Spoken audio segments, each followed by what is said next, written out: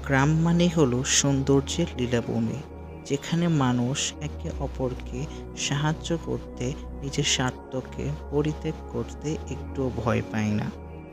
আর তেমনই একটি গ্রামে আজকে সময় কাটিয়েছি আমি, তানভীর হাসান। সেই মুহূর্তগুলি আপনাদের সাথে শেয়ার করতে চলেছি। প্রথমেই যদি দেখেন কাঁঠাল গাছ।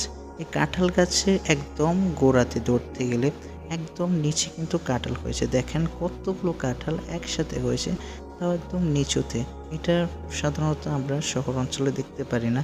শহর অঞ্চলে তো আমরা কাঁঠাল গাছই দেখতে পারি না। আর দেখেন এখানে কত বড় একটা কাঁঠাল গাছ, তাও আবার গোড়ায় হয়েছে। দেখতে পাচ্ছেন বিশাল বড় একটি বাঁশের ঝাড়। এই বাঁশের ঝাড়টি কিন্তু খুবই ভয়ানক, কারণ দেখেন পুরো একটি বিশাল একটি জায়গাতে এই বাঁশের ঝাড়টি ছড়িয়ে ছিটিয়ে আছে।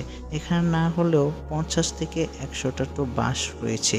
এই বাঁশগুলো কিন্তু দেখতে অনেক লম্বা হয়ে থাকে। এগুলো দিয়ে মূলত কৃষকরা তাদের ঘরবাড়িতে কাজে লাগায়। বাড়ি থেকে ফেরার পথে এই অসাধারণ ভিউটা আমার মন জয় করেছে। আশা করি এটা আপনারও খুব ভালো লাগবে। আবারও দেখা হবে আগামী ভিডিওতে।